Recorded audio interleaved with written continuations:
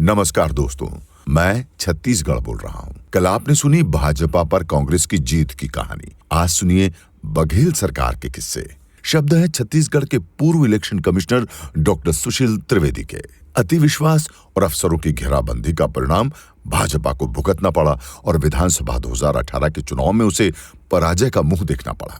कांग्रेस ने जो सपने में भी नहीं देखा था, वो परिणाम पाकर कांग्रेस स्वयं चकित थी।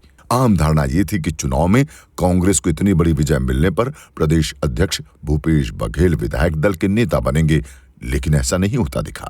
पिछली विधानसभा के नेता प्रतिपक्ष और घोषणा पत्र समिति के अध्यक्ष टीएस सिंहदेव, सांसद ताम्रध्वज साहू और चरणदास महंत भी मुख्यमंत्री पद के दावेदार हो गए।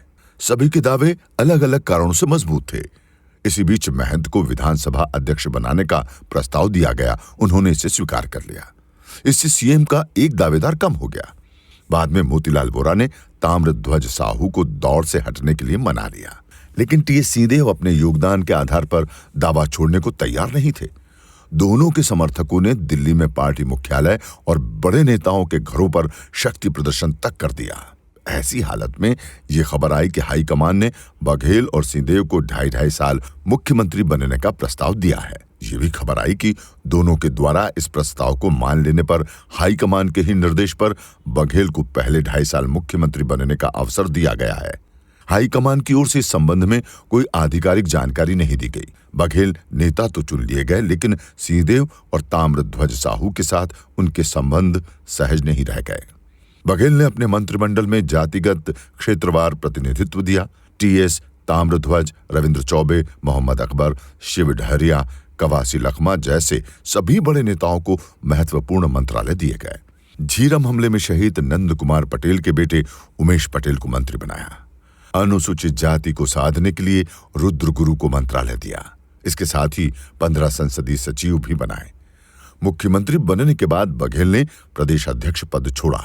अब कांग्रेस ने आदिवासी वर्ग को ये पद देने की रणनीति बनाई और बस्तर के मोहन मरकाम को छत्तीसगढ़ कांग्रेस का अध्यक्ष बना दिया। कांग्रेस ने किसानों की कर्ज माफी की जो घोषणा की थी, उस पर मंत्रिमंडल की पहली बैठक में ही मुहर लगा दी गई, लेकिन इसे भाजपा ने वादा खिलाफी कहा। भाजपा ने आंकड़े प्रसारित करते हुए कहा कि राज्य में कुल 34 लाख किसानों ने कृषि ऋण लिए हैं, लेकिन सरकार के इस आदेश से केवल 16 लाख किसान ही लाभ पा सकेंगे। सरकार ने वादे के मुताबिक वर्ष 2018-19 में ही 2500 रुपए प्रति क्विंटल की दर से धान खरीदी शुरू कर दी। उधर इतनी बड़ी हार के बाद बिखरी भाजपा आज तक पूरी तरह संभल नहीं पाई है। इस बीच 5 विधानसभा क्षेत्रों में उपचुनाव हुए और सभी में कांग्रेस की ही जीत हुई। इसमें से एक सीट भाजपा से छीन ली गई। इसके बाद भाजपा के मात्र 14 विधायक ही बचे।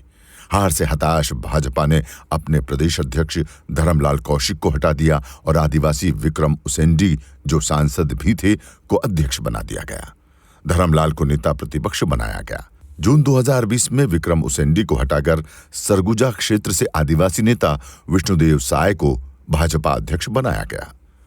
उपचुनाव में हार का सिलसिला नहीं रुका तो विष्णुदेव साय को 2022 में पद से हटा दिया। इस बार राज्य स्तर पर ओबीसी का कार्ड खेलते हुए भाजपा ने बिलासपुर से संसद सदस्य अरुण साव को अध्यक्ष बनाया। इतना ही नहीं, भाजपा ने विधानसभा में नेता प्रतिपक्ष धर्मलाल कौशिक को हटाकर विधायक नारायण चंदेल को नेता प्रतिपक्ष बना दिया। जनता ने राज्य की रमन सरकार को नकार दिया था, लेकिन प्रधानमंत्री नरेंद्र मोदी को सिर आंखों पर बैठाया।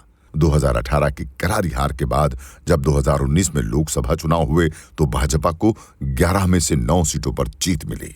छत्तीसगढ़ के आसमान में राजनीति का ये धूप छांव का खेल जारी है। फिर विधानसभा चुनाव सामने है। इस बार कौन जीतेगा और किसकी होगी हार, भविष्य ही तय करेगा।